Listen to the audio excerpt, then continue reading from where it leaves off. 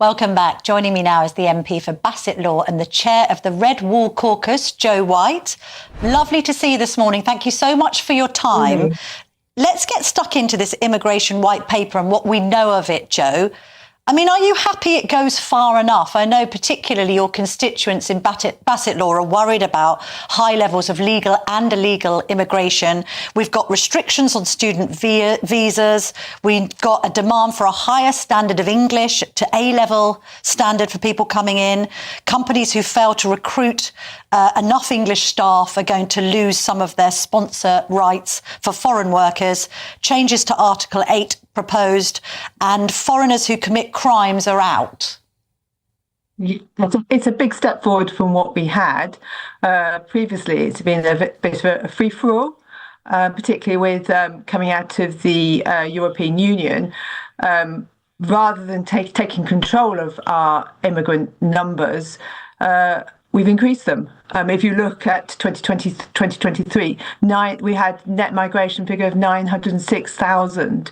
It went down last year to 728,000, but it's got to go down further. The migration figures are coming out very, very shortly. It's expected that they're going to go down again, but we've got to get them much more balanced. And that's the demand of the people in my constituency, is that what we have to focus on is jobs for British workers. And that's what we're requiring employers to do. So rather than automatically recruit overseas, we're requiring them to put skills training in place so that British workers can have those jobs. And for example, in the care sector, we're now requiring evidence that the care sector tries to recruit in this country before they even attempt to look overseas. It's absolutely essential that the jobs are based here. British workers are being trained up for those jobs, and so that we can rebuild our economy. But aren't you concerned then by the India trade deal? Because it's being called a sort of two-tier tax system that favours Indian workers over British workers because of the exemption on their employers paying national insurance. Doesn't that create a system where it's going to be more favourable for people to employ Indian workers to look after the elderly in care homes, for instance, than it is British workers? This is an exchange based on particular trades and requirements that we need. We have these agreements right across the world with other countries. For example, my daughter works in Paris. She does not contribute national insurance, pay national insurance contributions to France. She pays them back here. So those agreements already exist. And in fact, they were being negotiated with previous governments, and this is something that's automatically been added to, that's included as part of the trade deal was agreed last week. It's part of that in ensuring that we have investment into this country and bringing in billions of investment of work and employment opportunities for people who also go out to India, because that's one of the largest growing countries in the world in terms of their economy, and we need to be part of that. OK. Tell me, what do the good people of Bassett Law actually make of Keir Starmer? You are in one of those Labour areas. It was obviously Conservative last time round, Labour before that. You've got the rise of reform. I would imagine that Nigel Farage may be enticing to quite a few people in Bassett Law, Brexit voting community, working class community. What do they actually think of Starmer? Do they think he's the right person to lead the Labour Party? Do you? I ask of Sir Keir Starmer is to come to Bassett Law and talk to the people of Bassett Law.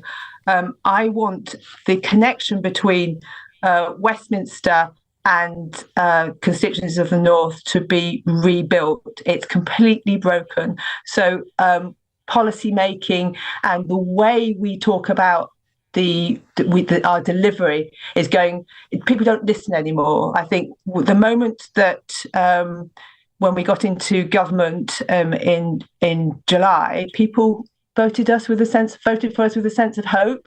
They voted for Brexit, hoping for change. They voted for Boris Johnson in 2019, hoping for change with the Brexit deal, and that didn't happen. And they voted for us in 2024, hoping that we would bring change.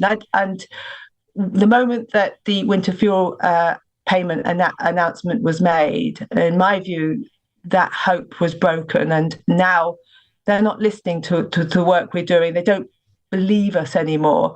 And I want Keir Starmer and other cabinet members to come out to communities like mine and to talk to the voters about what we want to do and listen to them and listen to their priorities. And so that relationship can be rebuilt. When was the last time Starmer visited Bassett Law? He came in June 2024. And how did he go down? Well, he came to the hospital. He met with the staff there. And I believe that on a one-to-one basis, Keir, he engages, he listens, he is empathetic. And that's what we need. We want that relationship with people in my constituency. And yet we've got this kind of talk about, you mentioned your constituency voting for Leave. It voted overwhelmingly for Leave back in 2016. And now we've got these leaked plans about Starmer wanting to re-ingratiate us with the EU, put British troops on EU missions, reintroduce a youth mobility scheme, make concessions on fishing rights. That's not the kind of behaviour that the Bassett Law constituents will believe in, is it?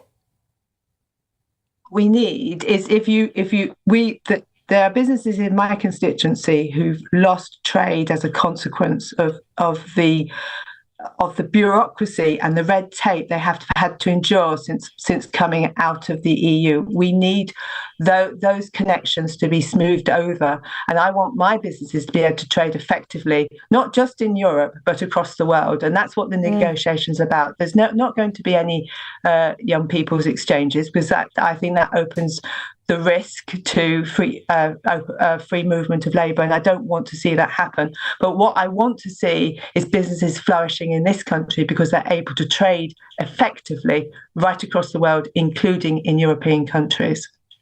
You mentioned the winter fuel allowance earlier, Joe. Just in a yes or no terms, should the cut to winter fuel be scrapped?